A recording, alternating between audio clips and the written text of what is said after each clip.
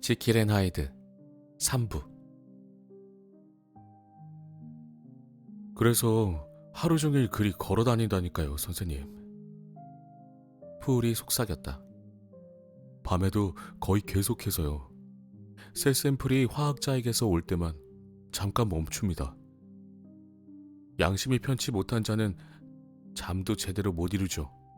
아, 선생님, 저 발걸음마다 끔찍한 피의 흔적이 느껴져요. 다시 한번 들어보세요. 선생님, 귀를 기울여 보시고, 저게 박사님의 발걸음 같나요? 그 발소리는 가벼우면서도 이상하게 리듬감 있게 들려왔고, 느리긴 했지만 특유의 흔들림이 있었다. 그것은 헨리 지킬의 무거운 발소리와는 확연히 달랐다.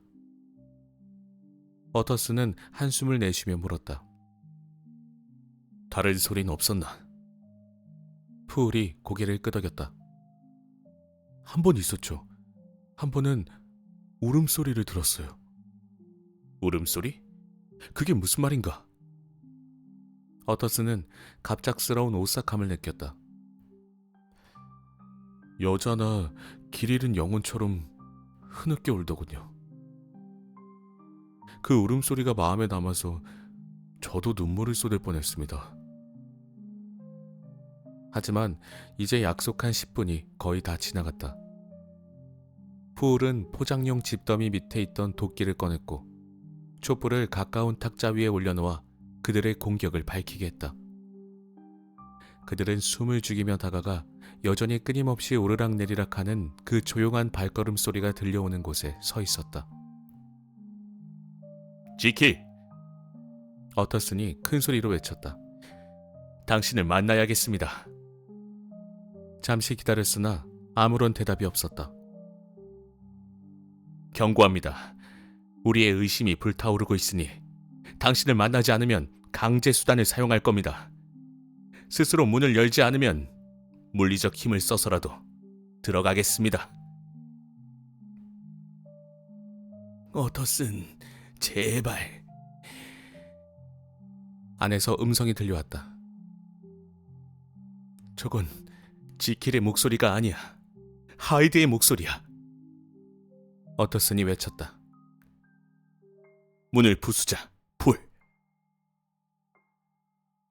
푸울은 도끼를 어깨 위로 들어 올린 후 힘껏 내리쳤다.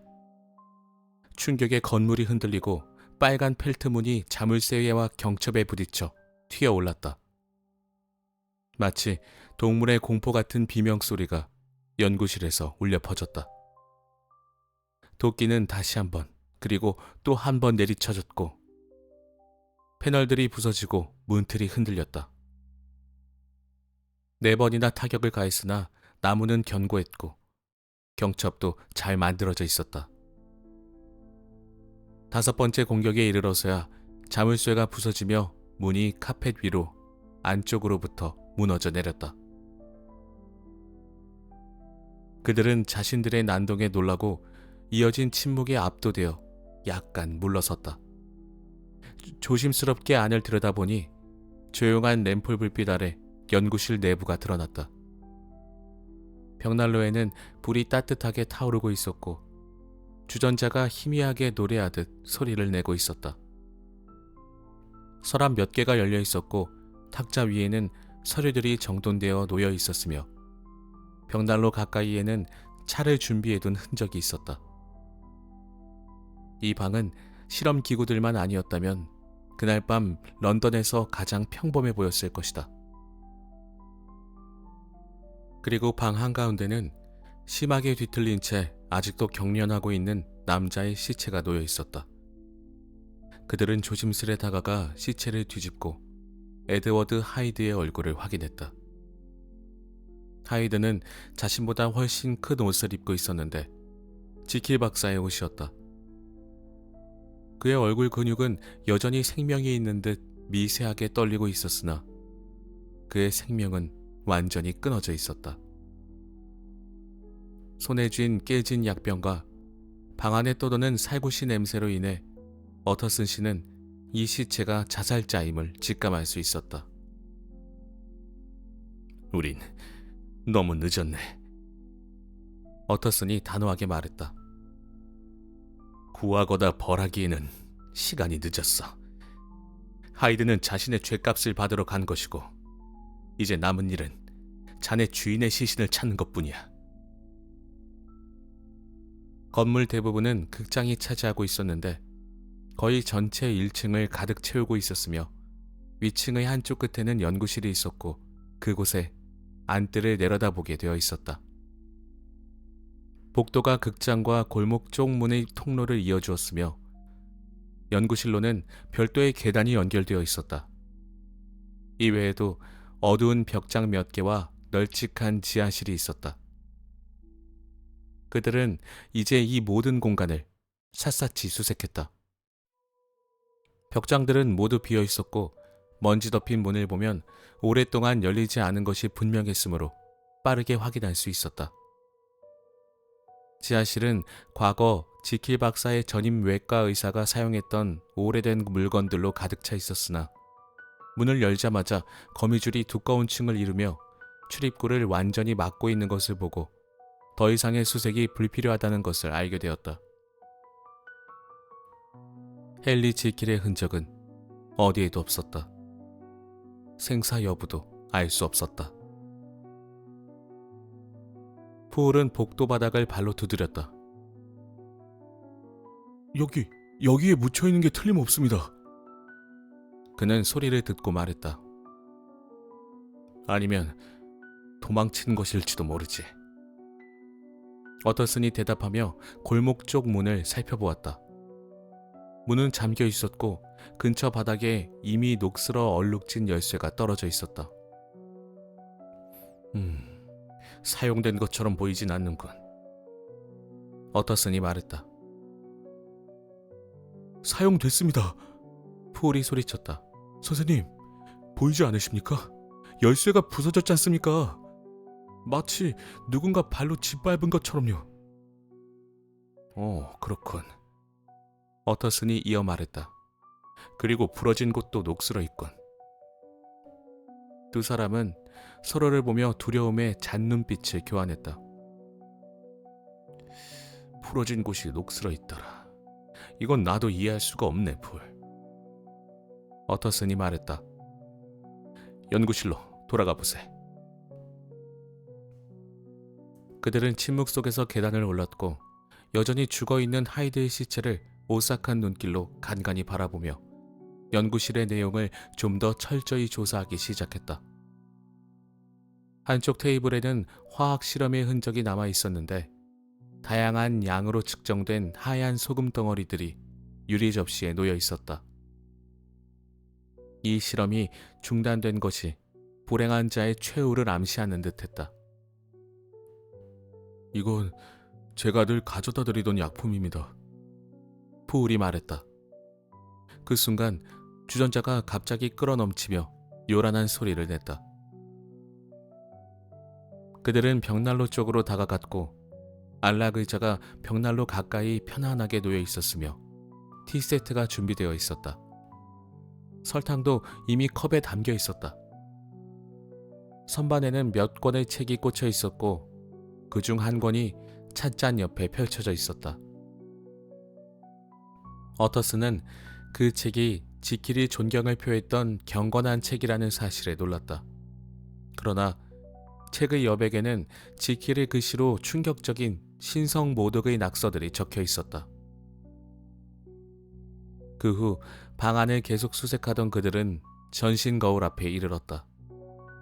거울을 바라보자 그들은 의도치 않게 공포를 느꼈다.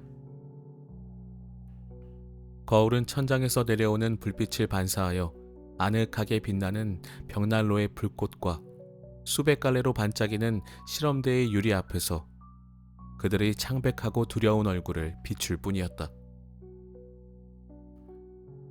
이 거울은 정말 많은 일들을 목격했을 겁니다, 선생님. 푸울이 말했다. 그렇고 말고. 어터슨도 같은 음조로 되받았다. 지킬이 도대체 이걸 왜 필요로 했을까? 그는 말을 하다 멈추고는 스스로 마음을 다잡고 다시 물었다. 지킬이 이걸 대체 무슨 용도로 썼을까? 그들은 이제 업무용 책상으로 시선을 돌렸다. 책상 위에는 여러 서류가 깔끔하게 정리되어 있었고 그 위에 놓인 커다란 봉투에는 지킬 박사의 필체로 어터슨 씨의 이름이 적혀 있었다. 어터슨은 봉투를 뜯었고 여러 장의 문서가 바닥으로 떨어졌다. 첫 번째는 6달 전 어터슨이 반환했던 유언장과 같은 이상한 문구로 작성된 것이었는데 죽음을 대비한 유언장이자 실종 시 증여 증서 역할을 하도록 되어 있었다. 그러나 이전에 적혀있던 에드워드 하이드의 이름 대신 어터슨은 믿을 수 없는 눈으로 자신의 이름이 적혀있는 것을 보았다. 그는 푸울을 쳐다보았다가 다시 서류로 시선을 돌린 후 마지막으로 카펫 위에 쓰러져 있는 시체를 응시했다. 머리가 어지럽군. 어터슨이 말했다. 그는 모든 시간 동안 여기 있었던 거야. 나를 좋아할 이유가 전혀 없었지. 이 문서를 보고 자리를 빼앗긴 자신에게 얼마나 분노했겠나. 그런데도 이 문서를 파괴하지 않았어. 그는 다음 문서를 집어들었다. 그것은 짧은 메모로 지킬의 필체로 되어 있었고 상단에 날짜가 적혀 있었다. 폴, 이것 봐. 그가 오늘 여기 살아있었다는 뜻이야. 그렇게 짧은 시간에 처리될 수 없으니 아직 살아있을 거야. 그렇다면 그는 도망친 거겠지. 하지만 왜 도망친 거지? 어떻게? 이 경우 우리가 이 사건을 자살로 처리해도 될까? 아니야, 신중해야 해. 자네 주인이 어떤 끔찍한 재앙에 휘말릴지도 모른다는 예감이 든다네. 읽어주세요, 선생님. 두렵군. 어터슨이 엄숙하게 대답했다. 하느님, 제발 그런 이유가 아니게. 그러면서 그는 종이를 눈앞에 가져다 대고 다음과 같이 읽었다. 신뢰하는 어터슨, 이 편지가 당신의 손에 닿을 때쯤 나는 이미 사라졌을 거요. 어떤 상황에서 그렇게 되었을지는 나도 짐작할 수 없지만 나의 본능과 말로 표현할 수 없는 이 상황의 모든 정황이 내 종말을 불가피하며 곧 다가올 것임을 말해주고 있어. 그러니 레이디언이 당신에게 맡겼다고 경고한 기록을 먼저 읽으시오.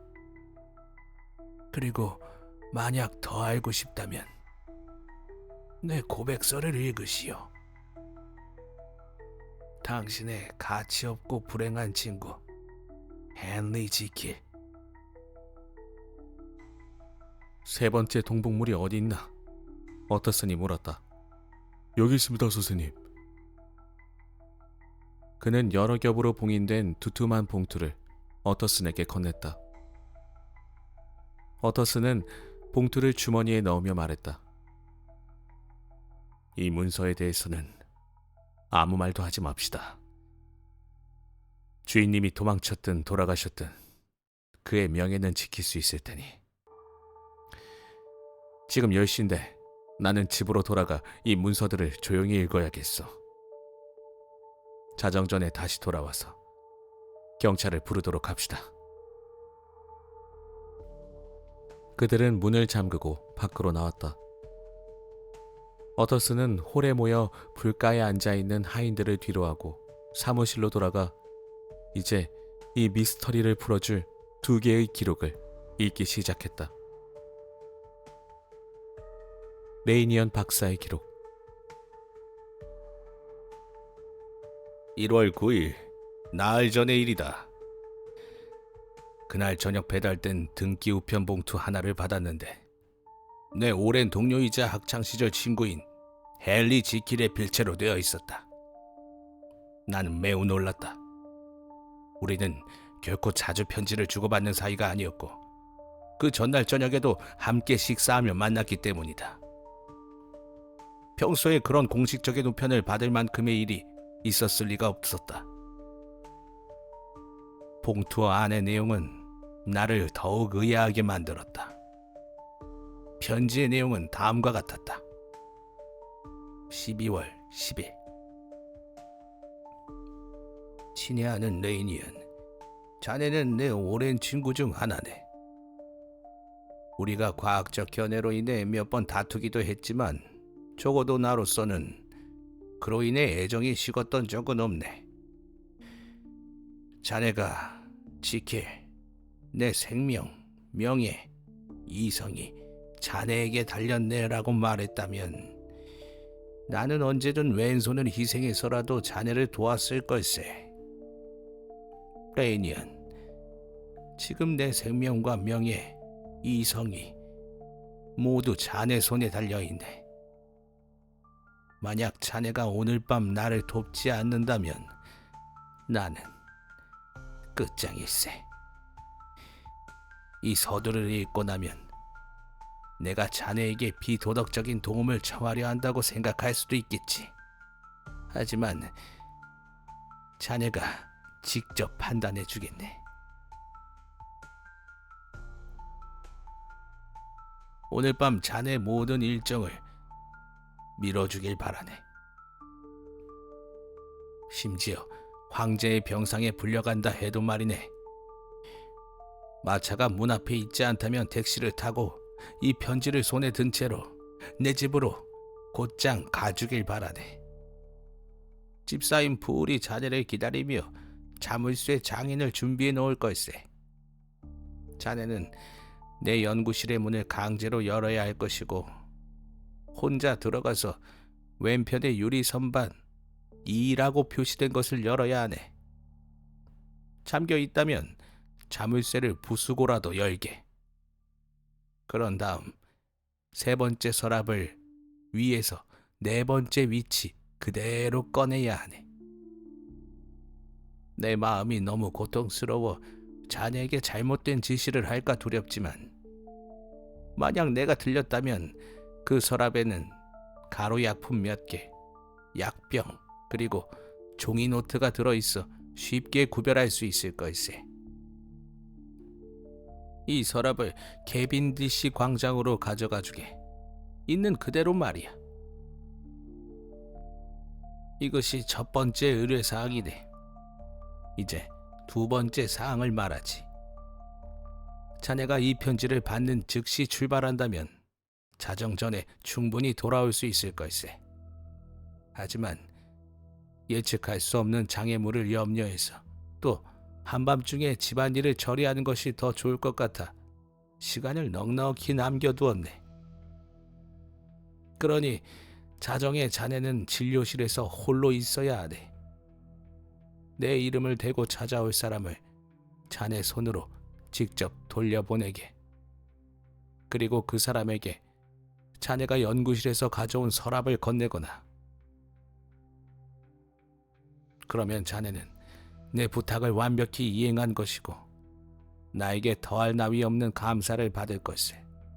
만약 자네가 설명을 고집한다면 불과 5분 후에라도 자네가 맡은 일들이 얼마나 중요한 것인지, 자네가 그 일들을 무시했다면 내 생명이나 이성이 얼마나 위태로울지 이해하게 될 걸세. 자네가 이 부탁을 가벼이 여기지 않을 것이라 확신하지만 혹시나 하는 생각에 내 가슴은 먹먹하고 손은 떨리는구먼. 자네가 이 글을 읽고 있는 지금 나는 어딘가 낯선 곳에서 형언할 수 없는 고통에 시달리고 있지만 자네가 이 일을 수행해 준다면 내 고통이 마치 들려준 이야기에 불과한 것처럼 사라질 거라는 것을 알고 있네. 부디 나를 도와주게. 친애하는 레이니언. 그리고 나를 구해주게. 자네의 친구 헨리 지키. 주신 이 편지를 이미 봉해두었을 때 새로운 공포가 내 영혼을 덮쳤네. 혹시 우체국에서 이 편지를 자네에게 내일 아침에야 전달할 수도 있을 것 같아. 만일 그런 경우가 생긴다면 자네가 편한 시간에 일을 처리하길 바라네. 그리고 다시 한번 말하지만 자정에 내 전령이 올 걸세. 그때는 이미 너무 늦었을지도 모르지. 그날 밤에 아무 일도 일어나지 않으면 자네는 헨리 지키를 마지막으로 보았다고 알게 될 걸세. 이 편지를 읽고 나는 내 동료가 제정신이 아닌 것이라고 확실했다. 하지만 확실히 미쳤다는 증거가 없는 한 그의 요청을 따를 의무가 있다고 느꼈다. 이 난해한 의뢰의 중요성을 내가 이해할 수 있도록 판단할 입장이 아님을 깨달았고, 이런 간청을 무시한다면 큰 책임이 따를 것이 분명했다. 나는 곧 식탁에서 일어나 마차를 불러 곧장 지킬의 집으로 향했다. 집사 푸울이 나를 기다리고 있었다. 푸울 역시 나와 같은 등기 우편을 통해 지시서를 받았고 자물쇠 공과 몫을 즉시 불러두었다. 장인들은 우리가 이야기하는 동안 도착했고, 그리고 우리는 구닥다리 덴먼 박사의 외과실로 향했다. 지킬의 개인 연구실로 들어가는데 이보다 더 편리한 경로는 없었다. 하지만 문은 매우 견고했고 자물쇠 또한 훌륭했다. 목수는 강제로 열려면 큰 손상을 입힐 수밖에 없다고 했고 자물쇠 공도 거의 포기 상태였다. 하지만 그는 손재주가 좋은 사람이었다. 2시간의 작업 끝에 마침내 문이 열렸다. 2라고 표시된 유리 장식장은 열려 있었고 나는 서랍을 꺼내어 지푸라기로 채우고 천으로 묶은 뒤 개번디시 광장으로 가져갔다. 나는 서랍의 내용을 하나씩 살펴보기 시작했다. 가루는 비교적 깔끔하게 포장되어 있었지만 약국의 정밀함과는 거리가 멀었기 때문에 이는 지킬이 개인적으로 제조한 것임이 분명해 보였다. 포장지 하나를 열어보니 단순한 백색의 결정성 소금 같은 것이었다. 다음으로 눈에 띈 약병은 붉은 피색의 액체로 절반 정도 차 있었는데 강한 냄새가 났고 내가 생각하기에 인가 휘발성 에테르 성분이 포함된 듯했다. 다른 성분은 짐작할 수 없었다. 책은 평범한 기록 노트였고 페이지에는 여러 해에 걸친 일련의 날짜가 적혀 있었다. 다만 날짜들은 약 1년 전 갑작스럽게 끝나 있었다. 몇몇 날짜에는 짧은 비고가 붙어 있었는데 대개 한두 단어로 되어 있었다. 이중이라는 단어가 약 6번 정도 반복되어 있었고 한 번은 목록의 아주 초기 부분에 완전 실패라는 문구가 여러 개의 느낌표와 함께 적혀 있었다. 이 모든 기록은 나의 호기심을 자극했지만 정작 확실한 정보를 제공해 주진 않았다. 여기엔 소금 같은 물질이 든 약병과 일련의 실험 기록만 있었을 뿐이다. 지킬의 많은 연구처럼 실질적 결과에 도달하지 못한 기록들 뿐이었다. 이 물건들이 내 집에 있는 것이 그의 명예나 정신 상태 혹은 생명에 어떻게 영향을 줄 수 있다는 말인가? 그의 전령이 한 장소에 갈 수 있다면 다른 장소에도 갈 수 있지 않은가? 만약 어떤 방해물이 있었다 해도 왜 나를 통해 은밀하게 이 사람을 맞이해야 하는가? 생각할수록 나는 이 사건이 뇌질환에 관련된 것이라는 확신이 들었다. 그래서 하인들에게 모두 자러 가도록 한 후 만일의 사태에 대비해 오래된 리볼버를 장전해 두었다. 자정이 되기 무섭게 문에서 아주 조심스럽게 노크 소리가 났다. 나는 직접 문으로 나가보니 포르티코 기둥에 몸을 웅크린 작은 남자가 서 있었다. 지키 박사에게서 온 사람인가? 내가 물었다. 그는 몸짓으로 예라고 대답했지만 집 안으로 들어오라는 내 요청에 쉽게 응하지 않고 광장의 어둠 속을 경계하듯 뒤돌아보았다. 근처에 경관이 불을 비추며 다가오고 있었는데 그것을 본 이 방문자는 약간 놀란 듯 서둘러 움직였다. 이 모든 상황이 솔직히 불쾌하게 느껴졌고 나는 그를 밝은 진료실로 안내하면서 손을 권총에 가까이 두고 경계했다. 드디어 그를 똑똑히 볼 수 있는 기회가 주어졌다. 처음 보는 얼굴이라는 것만은 확실했다. 그는 작았고 그 얼굴에는 충격적인 표정이 깃들어 있었다. 큰 근육 활동성과 연약한 체질이 기이하게 공존하는 모습이었으며 마지막으로 그의 존재가 불러일으키는 내면의 괴상한 불안감을 느꼈다. 이는 마치 냉기를 동반한 초기 경직 증세와 비슷했으며 내 맥박이 뚝 떨어지는 현상과 함께 일어났다. 당시에는 이를 나만의 개인적인 반감 탓으로 돌리며 이 증세가 왜 이렇게 심한지 의아하게 여겼다. 그러다 후에 나는 그 원인이 인간 본성의 더 깊은 부분에 있으며 증오라는 원리보다 훨씬 더 숭고한 무언가에 달려있다는 것을 알게 되었다. 이 사람은 처음 문을 들어선 순간부터 나에게 혐오스러우면서도 호기심을 불러일으키는 감정을 불러일으켰다. 그는 보통 사람이라면 웃음을 자아낼 만한 옷차림을 하고 있었다. 옷의 천 자체는 고급스럽고 절제된 것이었지만 그의 몸에 비해 모든 치수가 터무니없이 커 보였다.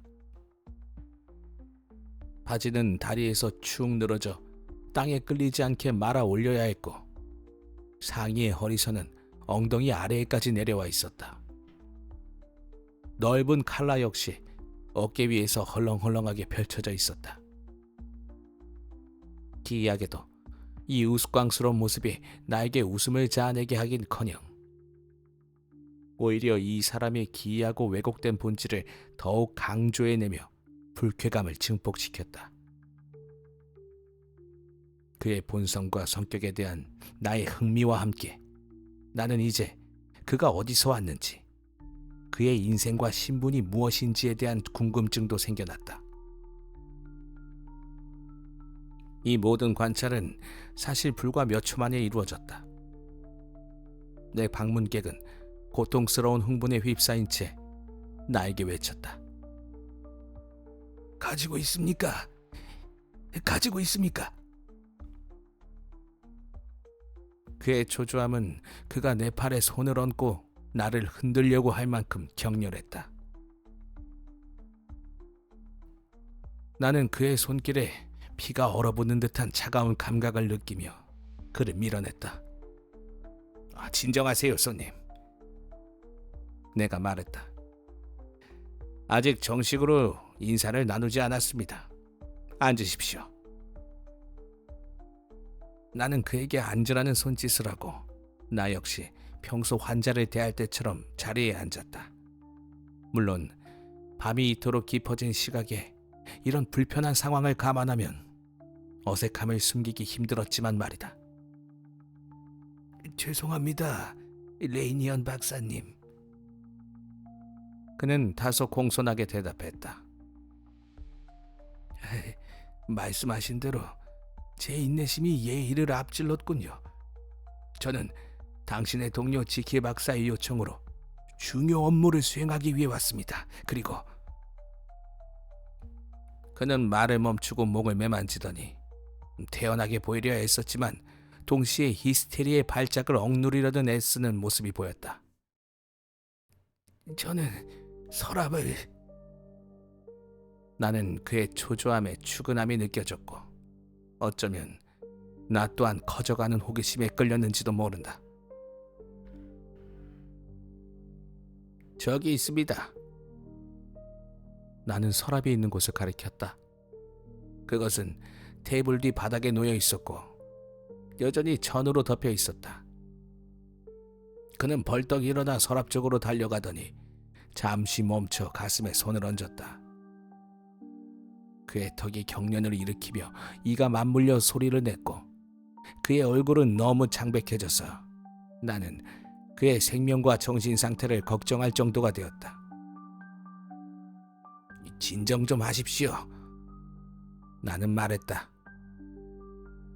그는 나를 향해 끔찍한 미소를 지어 보이며 절망에 찬 결단을 내린 듯 천을 확 잡아당겨 치워버렸다. 내용물을 확인하자 그는 커다란 안도감에 찬 듯 한숨을 내쉬었고 그 소리에 나는 얼어붙은 듯 굳어버렸다. 이내 그는 꽤나 차분한 목소리로 말했다. 눈금이 그려진 잔이 있습니까? 나는 약간 힘을 내어 자리에서 일어나 그가 요청한 것을 건네주었다.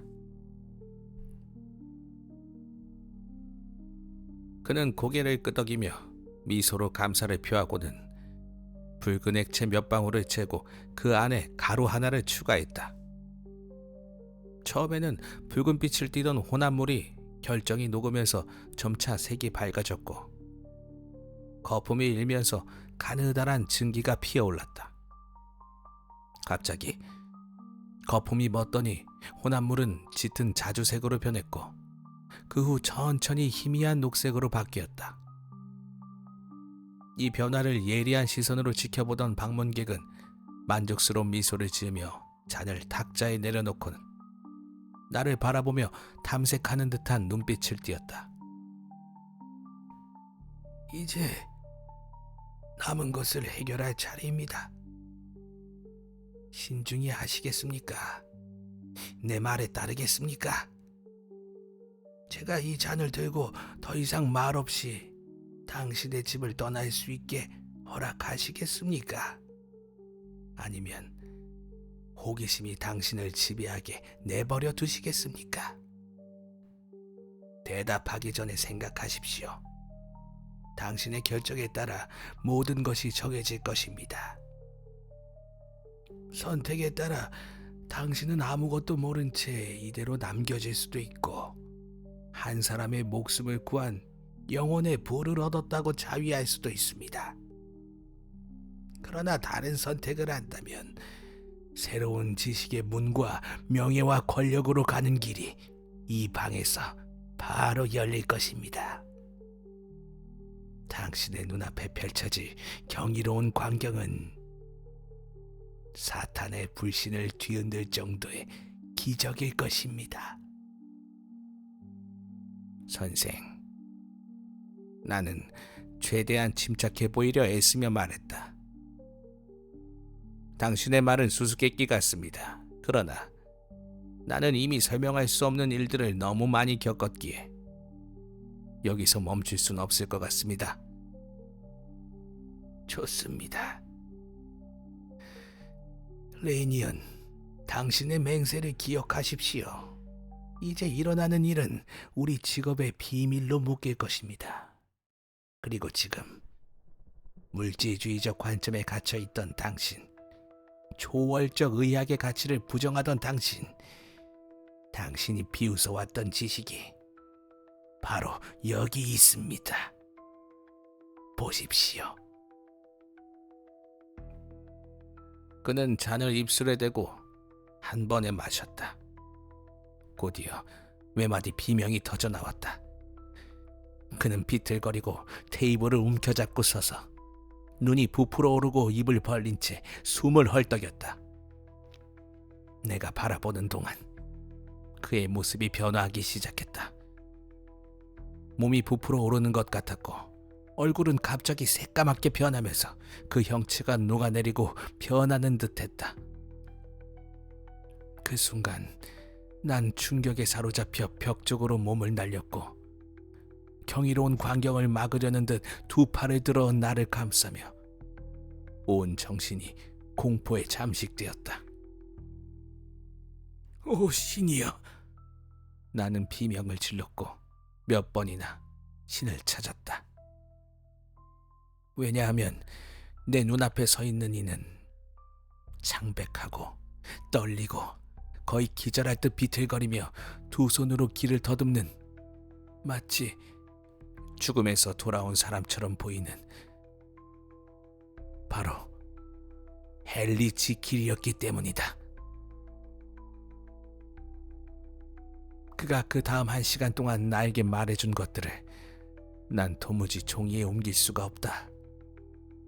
나는 내가 본 것을 보았고 들은 것을 들었으며 그로 인해 내 영혼은 구역질이 날 만큼 괴로웠다. 그런데도 지금 그 장면이 눈앞에서 흐려진 지금 이 순간, 나는 스스로에게 그걸 정말 믿는지 묻고 있지만 대답할 수가 없다. 내 인생의 뿌리가 송두리째 흔들렸고 잠도 오지 않았다. 밤낮을 가리지 않고 가장 치명적인 공포가 내 곁을 지키고 있다. 나는 내 삶이 얼마 남지 않았으며 죽음을 피할 수 없다는 느낌을 받고 있다. 그러나 내가 죽는 순간에도 여전히 그 사실을 믿지 못할 것이다. 그가 눈물로 참여하며 내게 폭로한 그 도덕적 타락을 나는 심지어 기억 속에서도 떠올리기 힘들 정도로 경악스럽다. 어터슨, 딱 한 가지를 말하겠소. 이것만으로도 믿기 어려운 일이겠지만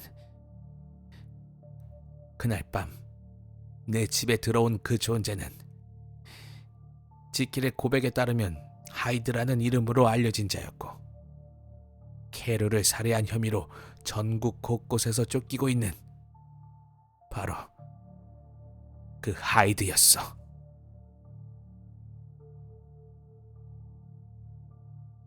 헤이스티 레이니언. 헨리 지킬 사건에 대한 완전한 진술. 나는 18세기경 막대한 유산을 가진 집안에서 태어났다. 뛰어난 재능을 타고났으며 타고난 성격 덕에 부지런함을 중시했고 현명하고 선량한 사람들로부터 존경받는 것을 좋아했다. 이렇게 나는 남들이 보기엔 명예롭고 출중한 미래가 보장된 인생을 살고 있었던 것이다. 사실 나의 가장 큰 결점은 다소 조급한 쾌활함이었다. 이 성향은 많은 이들에게 행복을 가져다 줬겠지만 나에게는 그다지 다스리기 쉬운 성질이 아니었다. 세상 앞에서는 언제나 고개를 높이 들고 보다 엄숙한 얼굴을 하고 싶은 욕망과 충돌했기 때문이다. 그래서 나는 나만의 즐거움을 은폐하게 되었다. 사려 깊어질 나이에 접어들어 내 주위를 돌아보며 내 인생의 진척 상황과 사회적 지위를 따져보게 되었을 때 나는 이미 깊은 이중 생활에 발을 들여놓고 있었다. 내가 저지른 불규칙한 행동을 떳떳하게 드러낼 수도 있었겠지만 나 스스로에게 높은 목표를 설정했기 때문에 나는 이를 극도로 병적으로 숨기며 부끄러워했다. 이렇게 된 것은 특정한 타락에 기인한 것이 아니라 나의 이상이 지나치게 완벽했던 탓이었고 나의 선과 악의 영역은 다른 사람들보다 더 깊이 분리되었다. 이처럼 나는 삶의 근본적 법칙을 깊이 숙고하게 되었으며 그 법칙은 종교의 뿌리이며 수많은 괴로움의 원천 중 하나였다. 나는 매우 치밀한 이중인격자였지만 결코 위선자는 아니었다. 내 두 자아는 모두 진지했다. 낮에 타인의 고통을 덜어주고 지식을 넓히기 위해 힘쓸 때도 모든 구석을 던져버리고 수치에 빠져들 때도 나는 그 모습 그대로의 나였다. 과학 연구의 방향이 전적으로 신비주의와 초월적인 것에 기울어지면서 내 안에 이 끊임없는 갈등에 대해 깊이 인식하게 되었다. 나는 매일 지적, 도덕적 측면에서 조금씩 진리에 가까워져 갔다. 이 진리의 일부를 깨달으면서 나는 끔찍한 파국에 이르게 되었는데, 그것은 인간은 사실 하나가 아닌 둘이라는 진리였다. 나는 둘이라고 말하는 것이 내가 가진 지식의 한계를 넘지 않기 때문이다. 이 길을 따르는 다른 이들이 나보다 더 나아갈 것이며, 궁극적으로 인간은 다면적이고 모순적이며 독립적인 다양한 성격이 모인 존재로 이해될 것이라고 나는 추측해본다. 나로선 내 삶의 특성상 오직 한 방향으로만 나아갈 수밖에 없었다. 도덕적 측면에서, 그리고 내 자신의 자아 속에서 나는 인간의 근원적 이중성을 인식하게 되었다. 내 의식 속에서 대립하는 두 본성 중 하나로 나 자신을 설명할 수 있었다면, 그것은 내가 근본적으로 두 본성을 모두 가지고 있었기 때문이다. 이러한 생각은 내 과학적 연구가 그러한 기적이 가능하다는 가능성을 시사하기도 전에 이미 오래전부터 나를 매혹했던 환상이었다. 만약 각각의 본성이 별개의 정체성 안에 갇힐 수 있다면 인생은 견딜 수 없는 무언가로부터 해방될 것이었다. 불의한 자는 자신의 고결한 쌍둥이가 가진 후회와 이상에서 벗어나 자신의 길을 갈 수 있을 것이고, 정의로운 자는 확고히 선의 길을 걸으며 타인의 손에 의해 오명과 잠회에 시달리지 않을 수 있을 것이기 때문이다. 이러한 모순된 불덩이가 이렇게나 한데 묶여 있는 것은 인류의 저주였다. 나는 그러한 반성 속에 깊이 빠져들고 있을 때 실험실 책상에서 희미한 빛이 내 사색에 비추기 시작했다. 나는 우리가 걸치고 다니는 이 단단해 보이는 육체가 사실은 떨리는 비물질적 성질을 지니고 있으며 안개처럼 덧없는 것임을 이전보다 더 깊이 깨닫기 시작했다. 난 특정한 약재들이 바람이 천막의 커튼을 휘저을 수 있듯 육체라는 옷을 뒤흔들고 걷어낼 수 있음을 발견했다. 하지만 두 가지 이유로 인해 이 고백에서 과학적인 부분은 깊이 들어가지 않으려 한다. 첫째로, 우리 삶의 운명과 짐은 영원히 인간의 어깨 위에 묶여 있다는 것을 알게 되었기 때문이다.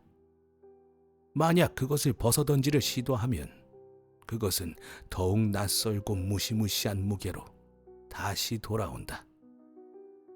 둘째로, 나의 발견은 불완전했으며 그 사실이 이 이야기를 통해 안타깝게도 명백해질 것이기 때문이다. 간단히 말하자면 나는 내 영혼의 일부를 구성하는 특정한 힘들의 기운과 빛을 통해 나의 육체를 인식했을 뿐만 아니라 이러한 힘들을 무너뜨리는 그 자리에 내 영혼의 더 낮은 요소들을 표현하고 담을 새로운 형태와 모습을 창조할 수 있는 약을 만들어낸 것이다. 이 이론을 실제로 시험하기 전까지 난 오랫동안 망설였다. 죽음의 위험을 너무 잘 알고 있었기 때문이다. 자아의 요새를 그토록 강력하게 흔들고 제어할 수 있는 약이란 그 양이 조금이라도 초과되거나 투여 시기가 조금이라도 맞지 않으면 내가 변형을 기대하는 그 비물질적인 거처를 완전히 지워버릴 수도 있었기 때문이다. 하지만 이처럼 독특하고 심오한 발견의 유혹은 결국 나의 두려움을 압도했다. 나는 이미 오래전에 약을 준비해 두었고 내가 마지막으로 필요로 하던 특정한 소금을 대량으로 도매로 약국에서 구입했다. 그리고 저주받은 어느 밤, 늦게 그 요소들을 혼합하여 유리잔 안에서 끓어오르고 연기가 피어오르는 것을 지켜보았다. 그리고 끓어오름이 가라앉자 용기를 내어 그 약을 한 번에 들이켰다. 이어진 고통은 참기 어려운 것이었다. 뼈를 갈아내는 듯한 고통과 치명적인 메스꺼움, 그리고 태어나거나 죽을 때조차 느낄 수 없을 공포가 나의 영혼을 사로잡았다. 하지만 이 극심한 고통은 빠르게 가라앉았고 나는 심한 병을 앓고 난 뒤 깨어나듯 정신을 차렸다. 내 감각에는 그동안 경험해보지 못한 신비로운 변화가 있었다. 나는 몸이 더 젊고 가벼우며 행복해진 것을 느꼈다. 내 안에서는 무모한 흥분이 가득했고 쾌락을 갈구하는 혼란스러운 이미지들이 뇌리를 맴돌며 모든 의무에서 해방된 자유, 하지만 결코 순수하지 않은 자유가 나의 영혼을 지배했다. 이 새로운 삶의 첫 숨결에서 나는 내 본래의 악에 속박된 노예가 되어 터없이 사악해진 것을 깨달았다. 그리고 그 순간 그 생각은 와인처럼 나를 자극하고 기쁘게 했다. 난 이러한 신선한 감각을 즐기며 두 팔을 벌렸다. 그리고 그때 내가 키가 작아졌다는 것을 갑자기 깨달았다. 그 당시 내 방에는 거울이 없었다. 내가 지금 글을 쓰고 있는 이 거울은 이후에 나의 변신을 목격하기 위해 들여온 것이다. 그날 밤은 이미 아침에 가까워져 있었고 날이 어두웠지만 머지않아 동이 틀 시간이 되었다. 내 집안 사람들은 깊은 잠에 빠져 있었기에 나는 희망과 승리에 도취된 채 새로운 모습으로 내 침실까지 가보기로 결심했다. 마당을 가로질러 걸어갔는데 그 위로 별자리가 내려다보며 마치 이런 존재를 처음 목격하는 듯 나를 놀라움에 찬 눈으로 바라보는 것 같았다. 복도를 지나 내 방에 다다랐을 때 난 비로소 에드워드 하이드의 모습을 처음으로 마주하게 되었다. 이제 나는 내가 직접 아는 것을 이야기하는 것이 아니라 이론적으로 가장 가능성 있는 추측을 말해야 할 것이다. 내가 이제 그 효력을 전가한 나의 악한 면은 이제 막 폐위된 선한 면보다 덜 강인하고 덜 발달되어 있었다. 다시 말해, 내 인생이 대부분 노력과 미덕, 절제의 삶으로 이루어졌던 만큼 그 악한 면은 덜 사용되고 덜 소모되었던 것이다. 그래서 내가 생각하기에 에드워드 하이드는 헨리 지킬보다 훨씬 작고 가늘고 젊어 보였던 것이다. 선이 한쪽 얼굴에 빛나고 있었다면 악은 다른 얼굴에 넓고도 분명하게 새겨져 있었다. 더욱이 나는 악이 인간의 치명적인 면이라고 믿어왔고 그 몸에는 기형과 부패의 흔적이 남아 있었다. 그런데도 내가 거울 속 그 흉측한 우상을 마주할 때 나는 혐오감을 느끼지 않았고 오히려 기쁨의 전율을 느꼈다. 이것 또한 나 자신이었던 것이다. 그 모습은 자연스럽고 인간적인 것처럼 느껴졌다. 내 눈엔 그것이 오히려 나의 정신을 더 생동감 있게 표현하는 것 같았고 지금껏 내가 나라고 여겨온 그 불완전하고 분열된 얼굴보다 더 명확하게 나를 드러내고 있었다. 그리고 이 점에 있어서 나는 분명 옳았다. 내가 에드워드 하이드의 모습일 때는 누구도 처음에는 나에게 다가오는 것이 어려워 보였다. 나는 이를 모든 인간이 선과 악이 섞여 있다는 사실 때문이라고 생각했다. 그리고 에드워드 하이드는 인류 중 오로지 순수한 악을 지닌 유일한 존재였던 것이다. 난 거울 앞에 잠시 머물렀다. 그러나 아직 결정적인 실험이 남아 있었다. 내가 되돌아올 수 없을 정도로 정체성을 잃어버린 것인지, 아니면 이제 더는 내 것이 아닌 이 집에서 날이 밝기 전에 도망쳐야 하는지 확인해야 했다. 난 급히 실험실로 돌아가 다시 약을 준비하여 마셨고, 또다시 해체의 고통을 겪으며 정신을 차렸을 때 난 다시금 헨리 지킬의 성격과 외모, 그리고 모습을 되찾고 있었다. 그날 밤 난 치명적인 갈림길에 서 있었다. 내가 이 발견에 보다 고귀한 정신으로 접근했더라면, 또는 관대한 마음이나 경건한 열망 속에서 실험을 감행했더라면 모든 것이 달라졌을 것이다. 그랬다면 난 탄생과 죽음의 고통 속에서 악마가 아닌 천사로서 태어났을 것이다. 약 자체에는 선택적인 효과가 없었다. 그 약은 악마적이지도 신성하지도 않았다. 그것은 단지 내 성향이라는 감옥의 문을 흔들었을 뿐이다. 그리고 빌립보의 죄수들처럼 갇혀있던 것이 뛰쳐나왔다. 당시 내 선함은 잠자고 있었고, 야망에 의해 깨어있던 나의 악함은 기회를 붙잡기 위해 날카롭고 재빠르게 움직였다. 그리하여 투영된 존재는 에드워드 하이드였다. 그 결과 난 이제 두 가지 성격과 두 가지 외모를 지니게 되었으나, 그중 하나는 완전히 사악했고 다른 하나는 이미 개혁과 개선을 포기한 불협화음을 이루는 헨리 지킬, 바로 그 자신이었다. 모든 움직임은 따라서 전적으로 더 나쁜 쪽을 향해 나아가고 있었다.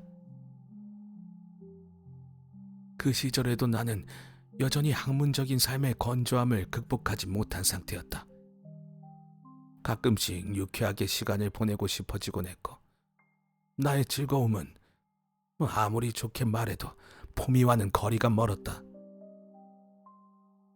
난 명망 높은 인물로 널리 알려져 있었고, 점점 나이 들어가는 상황에서 이런 불일치는 나날이 더 거북하게 다가왔다. 바로 그 점에서 나의 새로운 능력이 나를 유혹하여 나는 결국 그 노예가 되고 말았다. 단지 약을 마시기만 하면 이름난 교수의 신분을 벗어버리고 마치 두꺼운 망토를 두르듯 에드워드 하이드의 모습을 입을 수 있었다. 난 이 아이디어에 미소를 지었다. 당시엔 그것이 유쾌하게 느껴졌고 나는 가장 신중하게 준비를 했다. 경찰이 추적했던 소호의 집을 구하고 꾸몄으며, 비밀을 지키는데 거리낌이 없는 하인을 고용했다. 그리고 내 집의 하인들에게 미스터 하이드라는 사람이 나의 집을 자유롭게 드나들 수 있다고 알렸다. 사고를 방지하기 위해 나는 하이드의 모습으로도 종종 집에 들러 익숙한 얼굴이 되도록 했다. 또한 당신이 그토록 반대했던 그 유언장을 작성했는데, 이는 만약 헨리 지킬로서 무슨 일이 생기면 에드워드 하이드로서 재정적으로 손해를 보지 않기 위해서였다. 난 이렇게 모든 측면에서 보호를 갖추었다고 여겼고, 내 위치가 주는 이상한 면책 특권을 즐기기 시작했다. 사람들은 종종 자신의 범죄를 대신할 자들을 고용하여 자신은 안전한 위치에서 명예를 유지해왔다. 하지만 나처럼 자신의 즐거움을 위해 그렇게 한 사람은 처음이었을 것이다.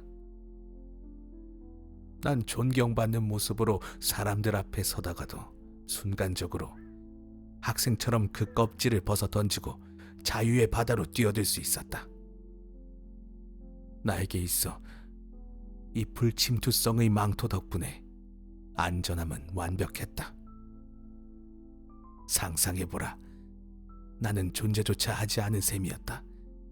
내 실험실의 문 안으로 몸을 숨기기만 하면, 그곳에서 준비된 약을 몇 초 만에 섞어 마시기만 하면, 에드워드 하이드가 저지른 어떤 짓이든 그의 흔적은 마치 걸 위의 입김처럼 사라져버리고, 그 자리에 헨리 지킬이 조용히 앉아 자정까지 연구실에서 등을 밝히며 의심들을 비웃을 수 있었다. 난 변장한 채 서둘러 찾아다닌 즐거움들이 포미와 거리가 멀었다는 사실을 인정할 수밖에 없다.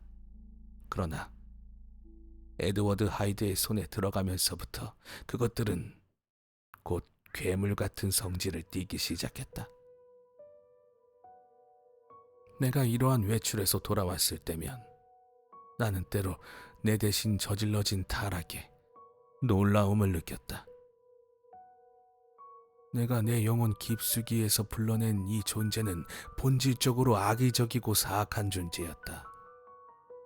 그의 모든 행위와 생각은 오로지 자기중심적이었고, 어떤 종류의 고통이든 열정적으로 즐기며 차가운 돌처럼 무자비했다. 헨리 지킬은 때로 에드워드 하이드의 행위에 경악을 금치 못했지만, 상황은 일반적인 법의 적용을 받지 않았고 양심의 통제도 점차 느슨해졌다. 결국 죄를 저지른 것은 하이드였고, 하이드만이 유죄였다. 지킬은 결코 더 나빠지지 않았다. 그는 다시 깨어나 선한 특성들을 여전히 간직하고 있는 것처럼 보였다. 심지어 가능한 곳에서는 하이드가 저지른 악행을 되돌리려 서두르기까지 했다. 그렇게 그의 양심은 계속 잠들어 있었다. 내가 저지른 타락한 행위의 세부 사항은 내가 비록 지금도 그것을 진정으로 내가 저질렀다고 인정할 수는 없지만 더 이상 언급할 계획은 없다. 여기서 말하고자 하는 것은 오직 경고와 나를 향해 다가온 일련의 징벌의 과정이다. 그중 하나는 다행히도 큰 결과를 낳지 않았기에 간단히 언급하고자 한다. 어느 날 난 아이에게 잔인한 행동을 했고, 이로 인해 지나가던 사람이 나를 향해 분노를 표출했는데, 그는 얼마 전 내가 당신의 친척으로 알아본 바로 그 사람이었다. 그 의사와 아이의 가족도 그 사람과 합세하여 나를 비난했으며, 순간 나는 목숨이 위태로울 수도 있겠다는 두려움에 휩싸였다. 결국 그들의 분노를 가라앉히기 위해 에드워드 하이드는 헨리 지킬의 이름으로 발행한 수표를 그들 손에 쥐어주어야 했다. 그러나 이 위협은 이후 쉽게 해결할 수 있었다. 에드워드 하이드라는 이름으로 다른 은행의 계좌를 개설했기 때문이다. 그리고 나는 내 필체를 일부러 기울여 두 번째 자아인 하이드에게 서명을 만들어 주었다. 이를 통해 운명의 소나기에서 완전히 벗어났다고 생각했다. 단버스경의 살해 사건이 발생하기 두어 달 전, 나는 또 다른 모험을 즐기고 늦은 시간에 집에 돌아왔고, 다음 날 아침에 어딘가 묘한 기분으로 침대에서 눈을 떴다. 주변을 둘러봐도 제자리에 있는 깔끔한 가구들과 방의 높은 천장, 커튼의 패턴이나 마호가니 침대 프레임의 디자인이 낯설지 않았음에도 불구하고 어딘가 마음속에서 내가 이곳에 있지 않다고, 내가 눈을 뜬 곳이 실제로는 이 방이 아니라 에드워드 하이드의 모습으로 잠들곤 했던 소호의 작은 방이라고 끊임없이 속삭이고 있었다.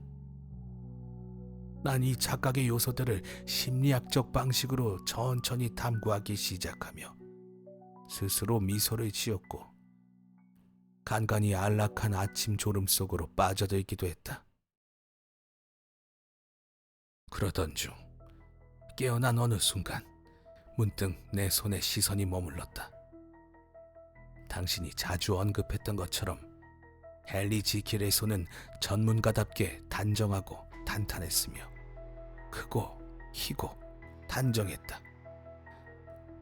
그러나 지금 이 아침의 노란빛 속에서 침대 위에 반쯤 펴고 놓인 손은 여위고 뼈가 드러난 듯하며 어두운 색조의 피부에 두터운 털이 덮인 손, 바로 에드워드 하이드의 손이었다. 난 경이로움에 멍하니 빠져들어 거의 반분 동안 그 손을 바라보고 있었던 것 같다. 그러다가 마치 심벌지가 요란하게 울리는 것 같은 갑작스러운 공포가 가슴 속에 번져나왔다. 난 침대에서 튀어오르듯 일어나 거울 앞으로 달려갔다. 거울 속에 비친 내 모습에 나는 마치 피가 얇고 차갑게 얼어붙는 듯한 느낌을 받았다.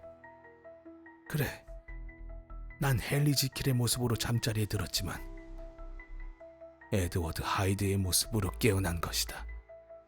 이것을 어떻게 설명할 수 있을까? 난 스스로에게 물었다. 그리고 다시 찾아온 또 다른 공포 속에서 생각했다. 이걸 어떻게 해결할 수 있을까? 아침은 이미 환히 밝았고 하인들도 모두 깨어 있었으며 내 약은 모두 캐비닛에 보관되어 있었다. 지금 내가 서 있는 곳에서 계단 2층을 내려가 뒷길을 지나고 뜰을 가로질러 해부실을 거쳐야 도달할 수 있는 거리였다. 내 얼굴을 가린다고 해도 키까지 달라진 상태에서 얼마나 도움이 될 수 있을까? 그런데 갑자기 안도감이 달콤하게 밀려왔다. 하인들은 이미 내 2번째 모습의 출입에 익숙해져 있지 않은가? 난 서둘러 가능한 한 나의 크기에 맞는 옷을 입었고 집을 지나가면서 브래드 쇼가 이른 시간에 하이드가 이상한 옷차림으로 나타난 것에 놀라 뒤로 물러서는 모습을 봤다. 그리고 10분 후 지킬 박사는 다시 자신의 모습으로 돌아와 어두운 얼굴로 아침 식사를 하는 척 앉아 있었다. 내 입맛은 거의 없었다. 이번에 설명할 수 없는 사건, 이전과 정반대의 경험은 마치 벽에 새겨진 바벨로니아의 손가락처럼 내 운명의 심판을 암시하는 것만 같았다. 난 이제껏 없던 심각함으로 나의 이중 생활이 가진 문제점과 가능성을 되돌아보기 시작했다.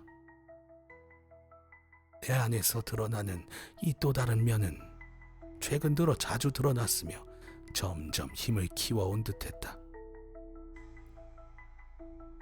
하이드의 몸은 최근 커진 듯 느껴졌고 그 모습일 때면 더 강렬한 혈기가 흐르는 것을 자각하곤 했다. 만약 이것이 계속된다면 내 본래의 자아는 영원히 뒤집히고 말 것이며 스스로 변신할 수 있는 힘도 잃게 되어 에드워드 하이드의 성격이 영구히 나의 것으로 남게 될 위험이 있다는 것을 깨달았다. 약의 효과 또한 항상 동일하진 않았다. 처음 시도할 때 전혀 효과가 없었던 적도 있었고 그 후로도 한두 번 약의 양을 2배로 늘려야 했으며 목숨을 건 모험 끝에 3배로 늘려야 했던 적도 있었다. 이러한 드문 실패가 그동안 나의 만족감에 그림자를 드리웠다. 그러나 그 아침의 사고 이후로 상황을 더 면밀히 살펴보니 초창기엔 지킬의 몸을 벗어나는 것이 더 어려웠던 반면 최근 들어선 그 반대가 점점 뚜렷해지고 있다는 것을 알 수 있었다. 모든 것은 내가 서서히 본래의 나 자신을 잃어가며 나쁜 쪽으로 영원히 동화되어 가고 있음을 암시하고 있었다. 이제 이 둘 사이에서 선택해야 한다는 것을 느꼈다. 내 2가지 자아는 기억을 공유했지만 다른 능력들은 2 자아 사이에서 불균형하게 나누어져 있었다. 지킬, 가장 민감한 감각으로 때로는 탐욕스럽게 하이드의 쾌락과 모험에 가담하고 즐겼다. 반면 하이드는 지킬에 무관심했으며 단지 도망쳐 숨을 수 있는 동굴 정도로 기억할 뿐이었다. 지킬은 아버지 이상의 애정을 가졌지만 하이드는 아들 이상으로 냉담했다. 지킬을 택한다는 것은 내가 오랜 세월 몰래 담닉하고 최근에는 더욱 방종해진 욕망에 죽음을 선고하는 것이었다. 하이드를 택한다는 것은 수많은 관심과 열망을 포기하고 단 한순간에 영원히 경멸받고 친구를 잃은 자가 되는 것을 의미했다. 이 거래는 불공평해 보일 수 있었지만 여기에 또 다른 중요한 요소가 있었다. 지킬로 살아간다면 절제를 지키는 고통 속에 괴로워하겠지만 하이드는 자신이 잃은 것을 전혀 자각하지 못할 것이다. 나의 상황은 기이했지만 이 고뇌는 인류에게 너무도 흔한 것이었다. 흔들리는 죄인이 최선의 길을 택하려다 그 길을 지킬 힘이 부족하여 실패하는 일은 매일같이 일어난다.